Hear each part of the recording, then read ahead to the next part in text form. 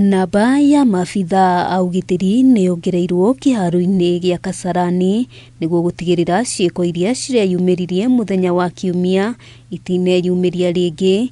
Kamĩtĩ ĩrĩa ĩharĩrĩirie mbĩtĩka cia mwaka ũyũ cia CHAN ĩkiuga nĩ ĩgathĩkĩte njĩra njerũ cia kĩrĩu gũtigĩrĩra ũgitĩri nĩ wagacĩra mĩrango-inĩ ya iharo iria irathakĩrwo mbĩtĩka ici nĩguo gũtigĩrĩra gũtirĩ na mũhatĩkano wa macambĩki. Mwandĩki mũkaru ministry-inĩ ya ũgitĩri wa thĩinĩ Raymond Omolo augĩte arĩa othe mekũnyitĩkana na ciĩko itetĩkĩrĩtio iharo-inĩ mũthenya wa ũmũthĩ na ngucanio iria itigarĩte nĩ megũtacũkĩrio ikinya rĩa kĩwatho. Today, here and at Kasarani, the security arrangement is very, very thorough. If you go to Kasarani from Thika Road, from Komongo area, from Wiki, you cannot access. Their barriers are there. The security, as the PS has said, is well coordinated. You will not enter the venue with anything that is prohibited.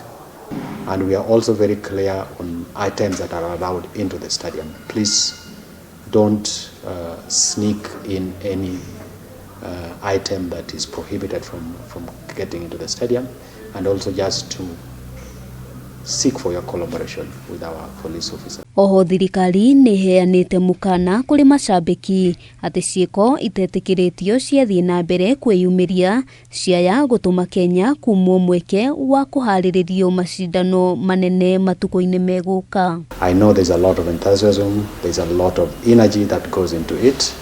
I would want to appeal to all our fans to work closely with our security agencies as well as the stewards, so that we avoid any damages or any loss. Akenya nĩ morĩtio kũgacĩrithia thayũ hĩndĩ ya mbĩtĩka ici cia CHAN iria nĩ rita rĩa mbere iraharĩrĩrio gĩtarũ-inĩ gĩkĩ kĩa Afrika ya irathĩro. As we prepare to work on the hosting of the AFCON 2027, we must all as a country rally behind the local organizing committee, the federation, in ensuring that we have a good event that is not marred by unnecessary or avoidable incidences of insecurity or of hooliganism.